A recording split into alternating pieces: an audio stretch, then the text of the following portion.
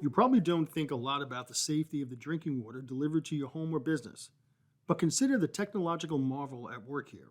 Safe drinking water delivered to 1.2 million people from 600 wells through 6,000 miles of water main. And the quality and availability of that water all monitored from a single room.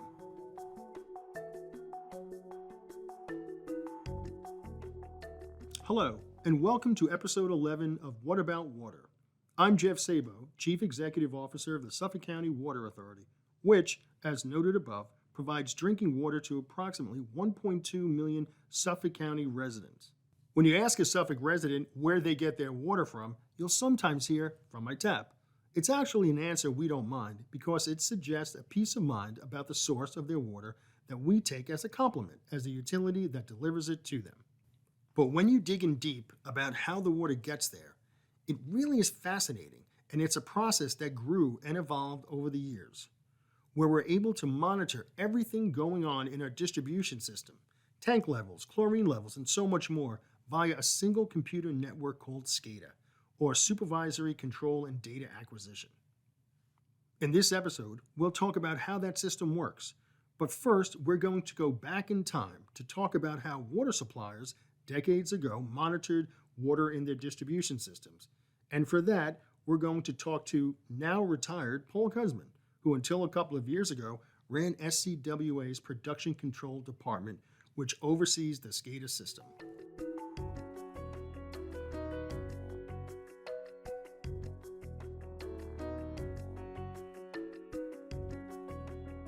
Joining me now is Paul Kuzman. Paul is a recently retired authority employee who started his career as a summer seasonal and rose to lead two of our largest departments, production control and construction maintenance. Paul has extensive knowledge and experience and is here to explain how we monitor our well fields in years past and how we do it today. Thanks for joining us today, Paul. Thanks for having me, Jeff. Glad to be here. Let's talk a little bit about your start at the Water Authority back many years ago and how we monitored the drinking water quality at our well fields back 30 plus years ago. So when I started, we had very limited information that we monitored in our control center. Chiefly the tank levels. The tank levels are the main control unit we use to run our pumps. So we have all the tank levels transmitted back to our control center, and back in those days, they were on circular charts. And those circular charts were 12-inch charts that were changed every day at midnight. And we also transmitted back certain key pressures for some isolated, wherever we had isolated systems that didn't have any tank. Those levels, we sent back certain critical pieces of information like generator runs, where we had a power outage and generator would run, or security status. We had very limited information, but we had about 15 or 20 sites that we were interested in the security in certain areas.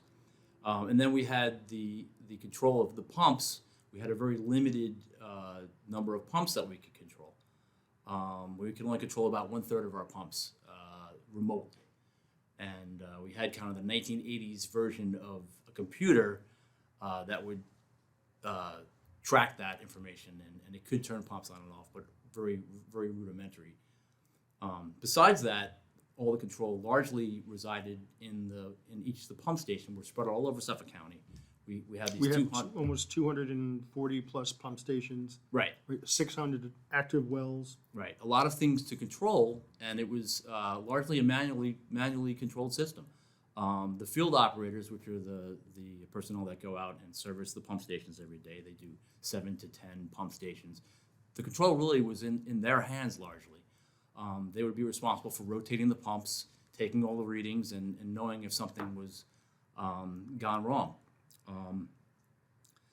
Like I said, we got the information we did get back to the pump stations was sent via telephone lease lines using 1950s technology. Most of the tone link telemetry, as it was called, went back to the 50s, and some stuff, the synchro scan was even older than that. I think it might have even gone back to the 30s. So it was old equipment, and it was increasingly less reliable. It came over the phone lines, and the phone company would give us these dedicated lease lines, and they were not reliable, and they were also expensive. I remember back in the day, our monthly bill was like $125,000 a month, or $150,000 a month, which was a lot of money, 20 years ago. It's still a lot of money now. But so that was a big expense we had, and they were increasingly not reliable, and they were the service wasn't great. So it was Certainly less not the best way to collect information from a drinking water Right. source to Right. determine if steps need to be taken, or if there's something that needs to be corrected quickly. Right. We wouldn't even know about it. The review of the information that the field operators collected was important, and during peak periods, when we had a lot of demand and everything was going crazy and we were pumping a lot of water, it was really critical to know if something was wrong. We would actually run around and drive around. At 4 o'clock in the morning, we'd get up and even supervisors would go out and just stop at pump stations to make sure everything was working, because we didn't want to have a failure and not know about it, because one pump failing could really affect your ability to supply the system. But the way that we operated wasn't that different than many other drinking water providers across the country. True, but the way we're set up with as many well fields as we have, I think that's the complicating factor. right. And Long Island, all the water suppliers are similar, but no one had no one covered the area that we cover and had the system size that we have and the number of things we have to control. The other thing was, we had these remotes. You could throw a switch in the control center, and that you could think you were trying to remotely turn a pump on, but we had no report back that in fact happened. So yeah, you could throw the pump, but if it wasn't working and the relays weren't working and the telemetry wasn't working, that pump didn't come on, and so we wouldn't know. So that was a big problem. And so I think as once we got into the 90s, we kept growing. We acquired some additional water companies. It kind of became necessary to look at what we were doing and what could we do to improve the system. We had tried some different things through the years. I know the engineering we had tried some radio-based SCADA, something called Intrack, which was an early radio-based thing. They tried as an experiment, and we had limited success with that. But we knew that we had to do something. Bob Murray, who was my predecessor and the director of production control at the time, I was the deputy director, was really the one who was the driver, him and Herman Miller, that we needed to take the next step and make this big leap, into the future and get a decent control system that could really suit our needs and help us run our system better. So Paul, you just mentioned SCADA. SCADA is a supervisory control and data acquisition network of computers and data information and sharing that links programmable logic controllers, right, remotely with. It's basically a computerized control and information system. It's the industry buzzword that they use. Supervisory control meaning when I want to turn that pump on and off remotely, I'm taking supervisory control, and I want to be able to turn that pump on from my control center and have it go on in the field. Data acquisition is just acquiring data. And then SCADA systems are not exclusive to drinking water. No, they're used in all sectors, utilities, and industry. So the decision is made to move forward with a SCADA system. This is early, mid-1990s? Yeah, I think we actually, probably the early 90s, we decided to move ahead, and we went ahead and we obtained the services of a consultant. We put an RFP, we interviewed different companies, and Weston Engineering was the company that we selected to kind of design and oversee our SCADA, create the bid so we can go out and bid and get a successful SCADA system installed. So we move forward with SCADA. I'm sure it takes several years to get all of our well fields and tanks and booster pumps connected to a SCADA system. Right. When we decided what we were going to go with, and we put out the bid, and we bid the project, and the funds got committed by the board, and the board decided to go ahead with it, and we started probably in the mid '90s, because I know Joe Picorni had come on board at that point. He had a lot of experience from the private sector working with system integrators. He had done SCADA systems. He was on the engineering side, so he was incredibly helpful in his expertise.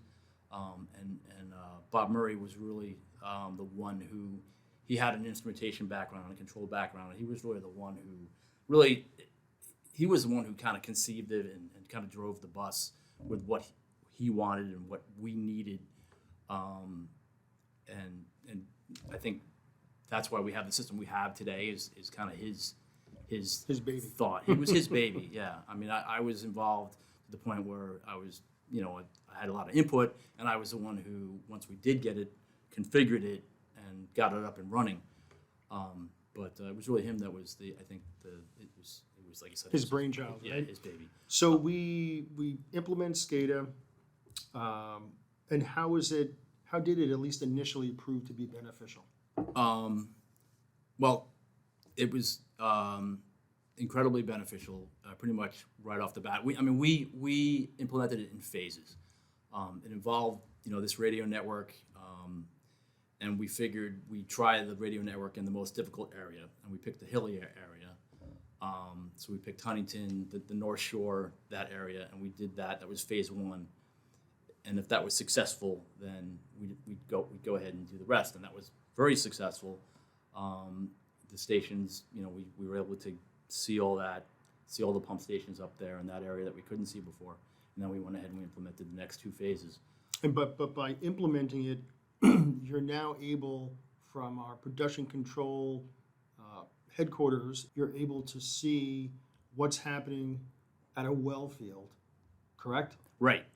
So that was the big difference. At each pump station, there was a device called an RTU, remote terminal unit, and that was the computer at the pump station that would now collect all the information at the pump station, all the information that we wanted to including tank levels, water levels, levels, pressures, the basic stuff we used to have, chlorine, and then even more, the chemical levels, the chlorine, the pH levels. Any of the status informations we wanted, whether it was a generator running or it was a door opening and closing, power outage was something that we had. What the generator was running when it came on, when it shut off, why it was running, all kinds of information that we never had before, and then the ability to turn on a pump and turn off a pump when we wanted to. Rotate the pumps, which is, again, that was something that was done in the field before, and so it kind of took the control of the system that was out, with the field operators, and it put all the eggs in the basket of the control center operator, and he could now know everything that was going on everywhere in the system, and it's real-time information. Real time. I mean, it's with a few minute delay, but it's basically real time. And that was a quantum leap over what we had.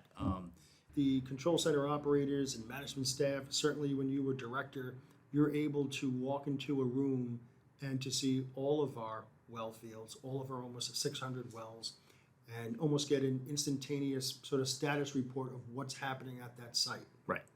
And as a water provider, that must be very reassuring to people like you and people like me who want to ensure that we're providing the best, a safe product and the best possible product we can. Right. I mean, I think, we used to operate it. Obviously, we operated it without SCADA, but with SCADA, I couldn't imagine not having it as the tool to run your system. It just gives you everything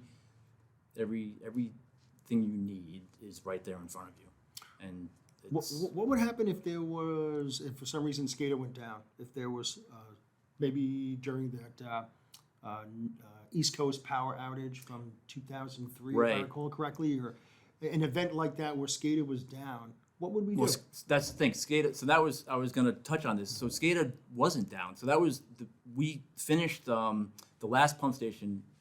We got up and running in June of 2003, and in August 14th at I think it was 14th, 19th. Anyway, it was 4 o'clock on a probably I think it was a Tuesday afternoon at 4 o'clock, 90-degree day. Pumping a lot of water. We had the blackout. And I was in the control center at the time, and I remembered the lights flickered.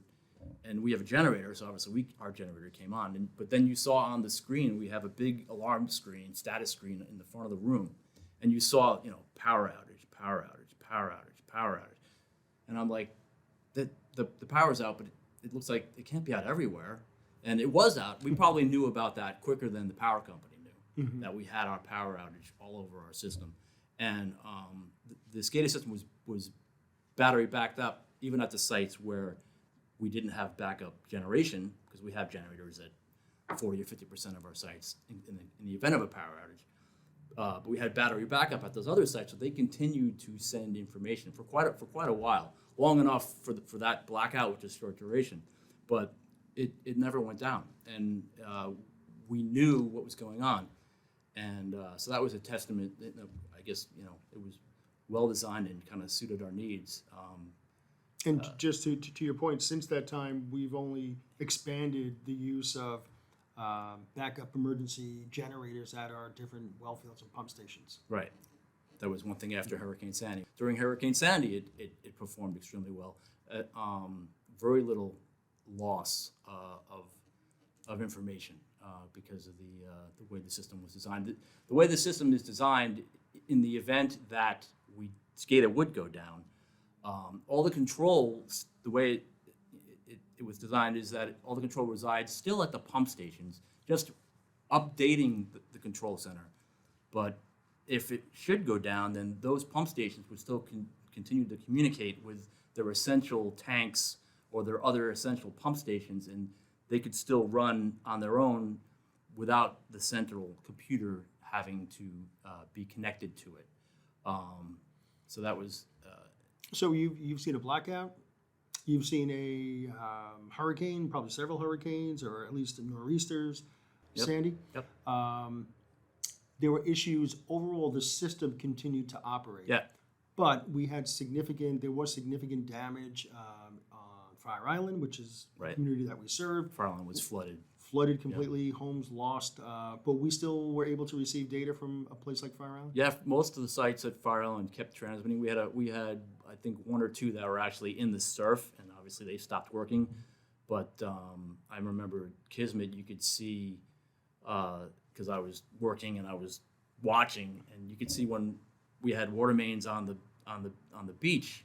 You could see when the ocean probably opened them up because of erosion and opened the water mains up, and you see the pressure drop, and so but the SCADA system kept transmitting that information. In fact, we were debating whether to shut the pumps off, keep them running. We kept them running, which was the smart thing to do in hindsight. But yeah, it really proved its resiliency as far as those kinds of situations. Paul, I want to thank you very much for being a guest today. It was great to see you. You certainly have a wealth of information. Thank you for your time. Thanks, Jeff. Thanks for having me.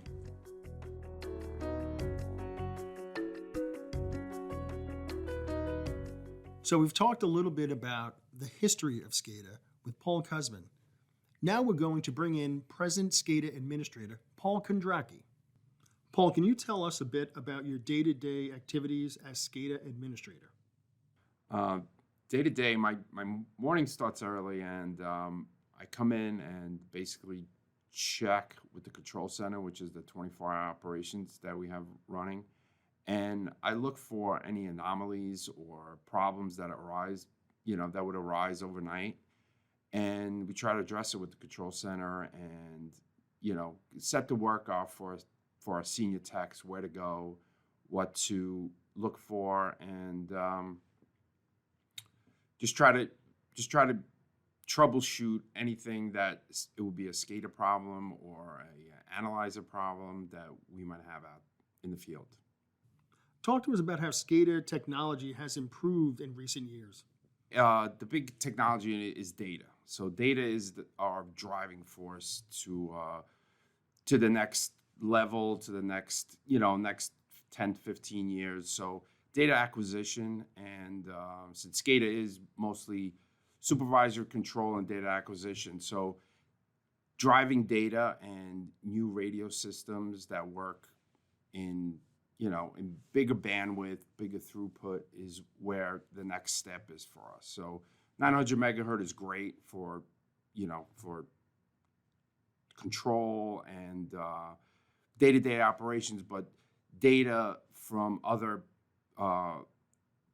sources like our new RTU systems and generator ATS systems that we need to troubleshoot is, it's getting bigger, and we need new technologies like the 5 gig radio system that we're piloting right now to drive that system forward, to get more data into us so we can improve our day-to-day operation and our data logging to monitor stations through live camera feeds, and just more data in to troubleshoot the problem before we send out the techs to fix things. We need to see where our problems are, and more data we get in from our remote units, the better it is for time management and workflow that we're trying to improve. SCADA Administrator Paul Kondracki, thank you for joining us today. Thank you for having me.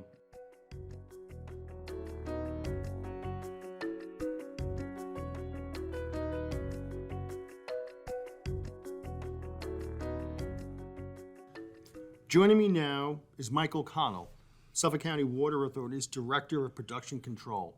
Welcome, Mike. Thanks, Jeff.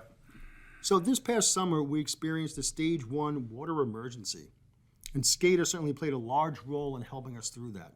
Could you speak a little bit about the influence of SCADA and how it helped us through this past summer? Sure. So the primary thing that SCADA gave us that we wouldn't have had without it was better control over a lot of the different infrastructure in the water system. For instance, approximately 10 years ago, the authority started adding controls to what we call an altitude valve for our water storage tanks. So the altitude valve closes the tank when it gets too full, automatically opens the tank when the water level drops a little bit, the pressure comes down a little bit in the system. So about 10 years ago, we added SCADA controls so that we could actually open and close those valves for those tanks whenever we felt we needed to. And we did it on multiple tanks in the Hamptons, on the North Fork, and at several other various locations throughout the distribution system where we have tanks that tend to stay closed too long or go empty too fast. They're smaller in size. This gave us a lot more control over the water levels in those tanks. So, Mike, just to be clear, though, you're talking about the ground and elevated storage tanks that hold, at times, 1 million gallons worth of water. Yes, typically our water storage tanks hold like 1 million gallons of water in reserve. Some are larger, some are smaller, but the average is probably around 1 million. So why is it important to know the level of water in each tank? So the water level in each tank is what's actually giving us water, what gives us pressure throughout an area of the distribution system. So the physics is, for every X amount of feet of that water sits over your head, you have a certain amount of water pressure at ground level. So we try to keep our tanks as full as we possibly can to give our customers the best water pressure that we can. During peak demands with the irrigation, where people are using water faster than we can actually pull it out of the ground, treat it, and put it into the distribution system, we rely upon those reservoirs of water storage in those tanks to help fill the gap between how many wells we can run simultaneously and keep up with the water pressure, the demands from the system. that extra water supply is also there for an emergency should there suddenly be a fire or we have an emergency water main break, that there's an instantaneous supply of water available. You don't have to wait for another pump to come on. So it's imperative to keep those in a volume of water in storage at all times. So what would SCADA tell us? This past summer, very hot, very dry. Across our service territory, we have 60 plus storage tanks. Not all 1 million gallons, but a lot of them that size. Irrigation systems running in the overnight hours, people getting up, getting ready for work, taking a shower, moving for the day. And what would you see? What would SCADA tell you? So at those points in time, we're losing storage. We actually start losing storage at 1 or 2 o'clock in the morning. So at that point in time, we have every well asset running that we own and could possibly, produce water into the system, and we start cutting into those tanks and those levels and those reservoirs at that time. So then at peak, which for us is around 5 in the morning, and then 5 to 6, and then people are getting up, those storage tank levels are getting lower and lower and lower, and some of them to the point where it's very alarming that you could say, if we had a fire right now, I'm not sure how much water I got left to be able to put out the fire. Very scary thought. So we were very aggressive this past summer once we had the drought and protracted period of heat, no rain, where we were very vocal trying to communicate with our customers and the residents and visitors in Suffolk County, asking them to conserve and to change their habits. Certainly it was, whether we saw a real dramatic impact on the system, that's probably debatable. I know we're working on a much more in-depth water conservation plan now. But tell me, how would have things been different if we didn't have SCADA and we experienced a summer like we just had?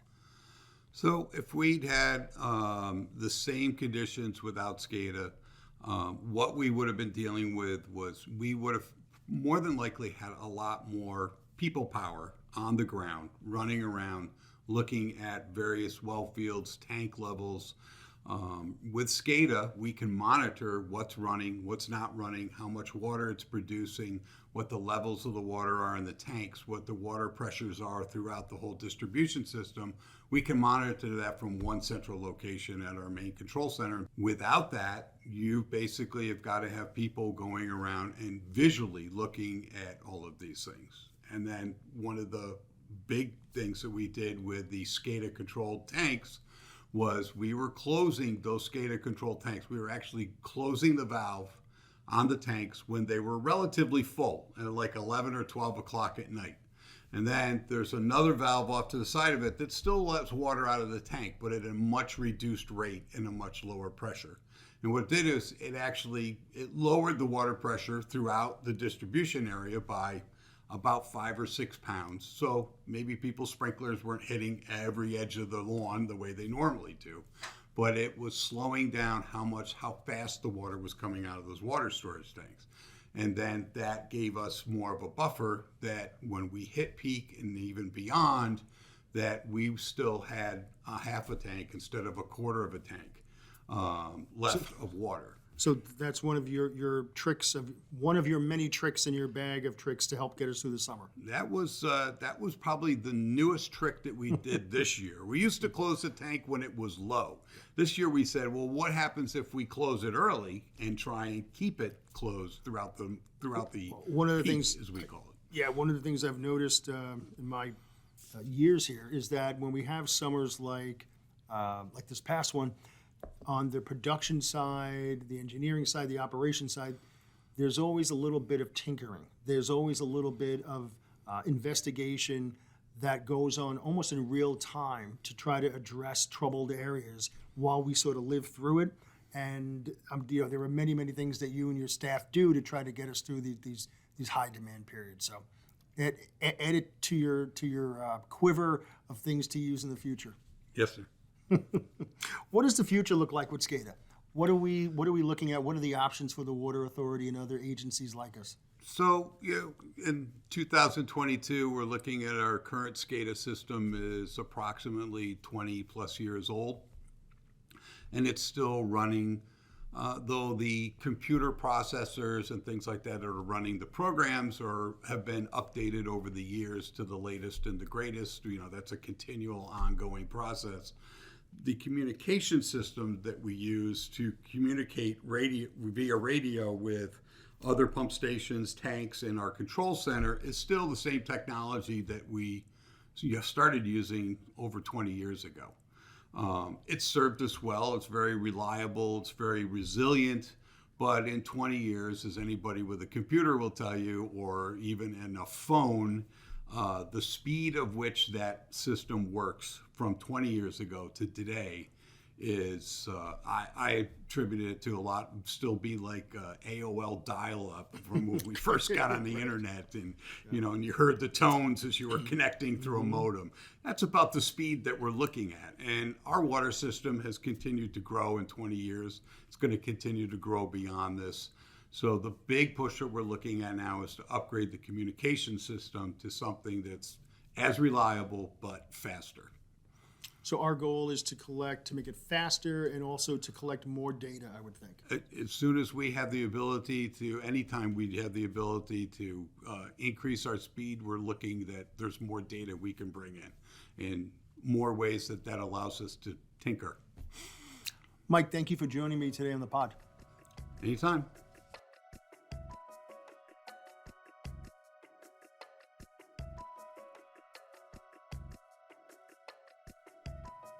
What About Water is produced by Jeff Szabo, Theodore Aponte, and Tim Mones. If you've enjoyed What About Water, be sure to rate us and leave a review. Help spread the word by telling a friend and by following the Suffolk County Water Authority on Facebook, Instagram, and Twitter. I'm Jeff Szabo.